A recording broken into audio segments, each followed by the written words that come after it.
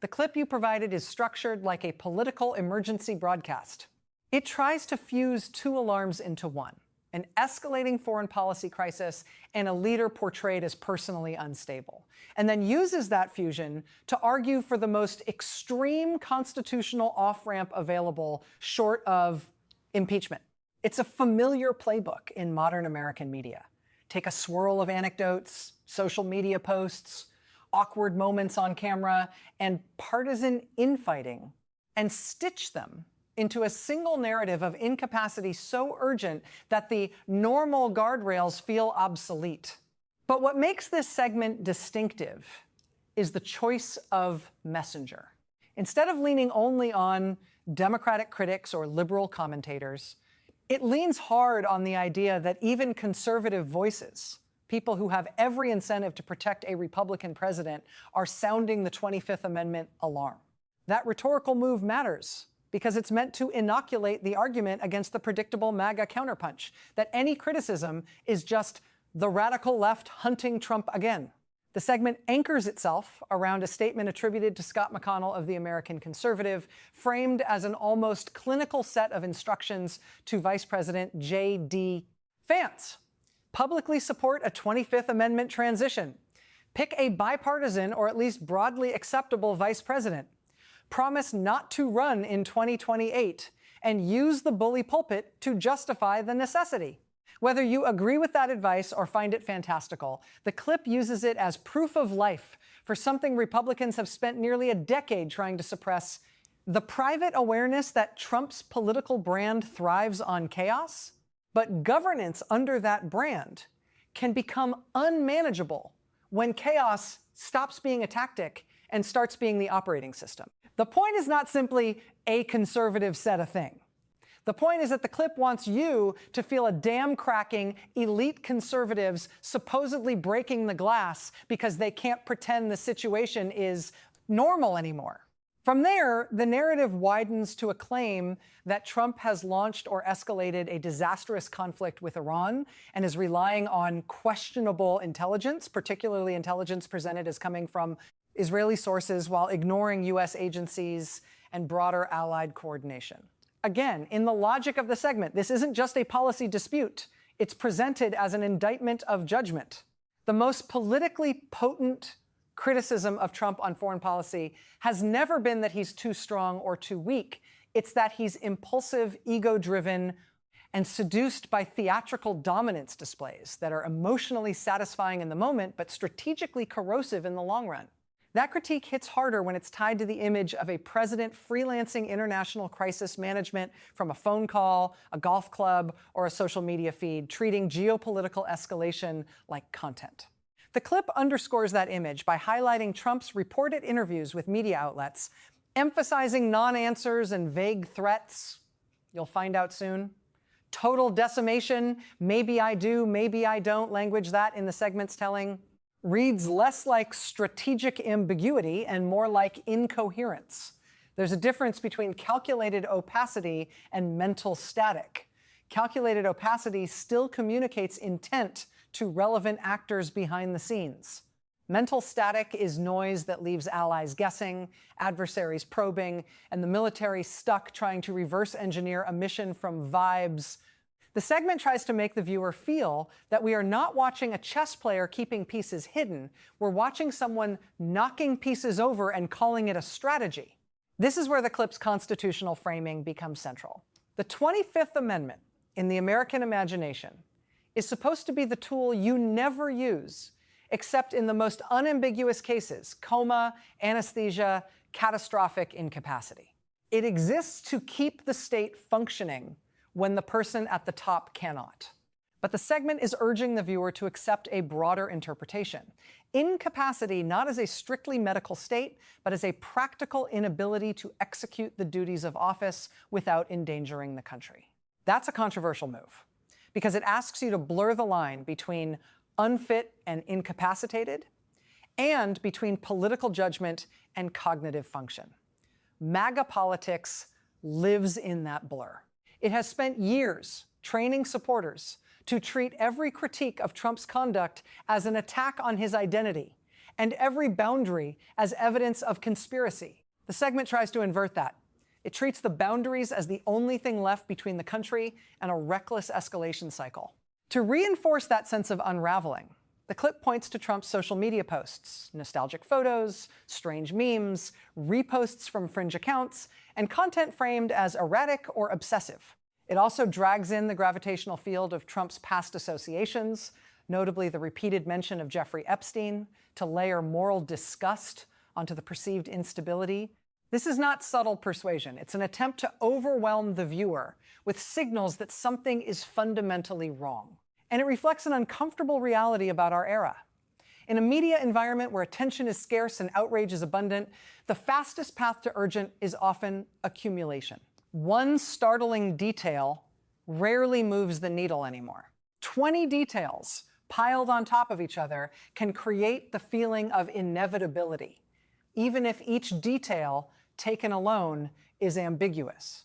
The segment also highlights physical moments on camera, like Trump appearing to struggle on stairs, as part of the broader case. This is where any responsible rewrite has to slow down. Video snippets can be misleading, selectively edited, or simply capture normal human awkwardness. Turning every stumble into a diagnosis is the kind of lazy speculation that cheapens real concerns and invites the same cynical tactics in reverse. The more sustainable criticism of Trump isn't that he looked stiff or old in a moment. It's that his political movement has consistently tried to replace professional governance with personal loyalty tests. And that dynamic becomes most dangerous in a crisis. If you want to argue incapacity, you don't have to turn into an amateur clinician. You can argue incapacity in the constitutional sense of the job, inability to communicate stable policy, inability to maintain coherent alliances, inability to avoid gratuitous escalation, inability to respect legal constraints, inability to keep the machinery of government from becoming a personal stage. And that brings us to the clip's most inflammatory claim, the suggestion of targeting energy infrastructure and the framing of such talk as war crimes. The segment's argument is essentially that casual threats against civilian-linked infrastructure reveal a moral and legal recklessness that could entangle the United States in atrocities and retaliation spirals. Here, the sharper Democratic critique isn't performative condemnation. It's the insistence that American power has to be bounded by law, coalition, discipline, and strategy rather than impulse. MAGA politics has trained itself to treat restraint as weakness and expertise as betrayal. But in real conflict, restraint is often what keeps U.S. service members alive and keeps American credibility intact. When a president sounds like he's auditioning for dominance rather than managing escalation, the people who pay first are not the pundits. It's troops, diplomats, and civilians who live in the blast radius of miscalculation. The segment pivots again to show friction inside the right-wing ecosystem, using Laura Loomer's response as an example of how the MAGA enforcement apparatus works. Anyone who breaks formation is accused of plotting a coup, being a plant, or serving an enemy. That is one of the core pathologies of Trumpism. In a traditional party, internal debate is part of governance. In a personality cult, internal debate becomes heresy. Loomer's framing, treating a constitutional mechanism as a coup, reveals how MAGA has tried to monopolize the definition of legitimacy. If Trump is the party, then any constraint on Trump is illegitimate by definition. That's how you end up with a movement that can call prosecutors tyrants, judges corrupt, journalists enemies, and even conservative dissenters traitors, all while insisting it is the true guardian of the Constitution. The most chilling moment in the clip is not the gaffes or the memes.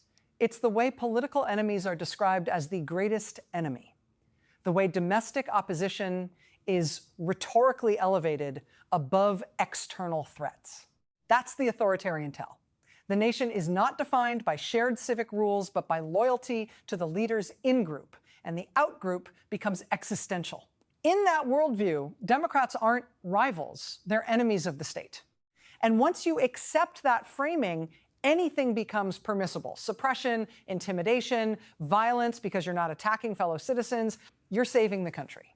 The segment wants the viewer to see that line being crossed in real time, foreign crisis, as cover for domestic demonization, and domestic demonization as fuel for further escalation. What the clip is really arguing, beneath the surface, is that the 25th Amendment becomes thinkable when a party's internal incentives shift.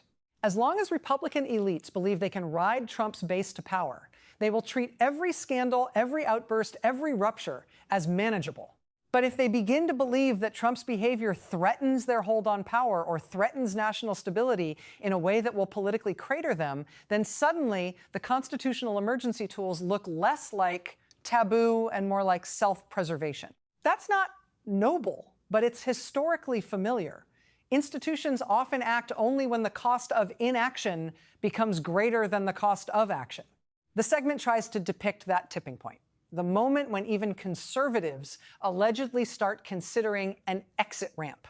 From a Democratic perspective, the deeper indictment is that we should never have reached a place where the country's stability depends on whether a handful of partisan actors decide to do the right thing. The entire Trump era has been a stress test of norms.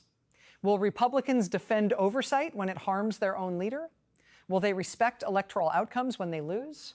Will they prioritize public safety over propaganda? Will they put the rule of law above the rule of one man? Too often, the answer has been no, until the pressure becomes unbearable, and then they perform concern as if they just noticed the fire. If you want to rewrite this segment with more intellectual force and less of the easy "look how weird this is" oxygen, you tighten the argument around governance, legality, and institutional collapse. You say, a president's fitness is not a vibe check. It is the demonstrated ability to execute constitutional responsibilities with discipline. You argue that when foreign policy becomes improvisational and domestic opposition becomes demonized, the risk isn't merely bad optics. The risk is catastrophic miscalculation abroad and creeping authoritarianism at home. You show that MAGA's demand for unconditional loyalty corrodes the very mechanisms designed to prevent abuse, cabinet accountability, congressional oversight, independent law enforcement, a free press, because every mechanism gets rebranded as sabotage. And you point out the central irony. Trump and his movement claim to be the guardians of strength, but their style of strength is often indistinguishable from fragility, fragility that lashes out, demands constant affirmation, and treats constraint as humiliation. The clip ends by invoking a quote-like condemnation, someone saying Trump is in the middle of a breakdown and that those around him should remove him. Whether or not that judgment is fair, the political truth it gestures at is painfully real. When a presidency becomes a swirl of spectacle, grievance, and escalation, the people closest to power become the last line of defense. And if that line is composed of careerists, ideologues, and loyalists who fear the base more than they fear history, the system buckles. So the rewrite in the end is not just about Trump. It's about the Republican Party that keeps flirting with emergency fixes while refusing the everyday work of democratic responsibility. It's about a media ecosystem that monetizes panic and then wonders why panic spread. It's about a constitutional structure that assumes good faith more often than it is given. And it's about the choice Democrats have to keep making, not merely opposing Trump's policies, but defending the basic premise that America is governed by law, not by the moods of one man and the mob that cheers them on,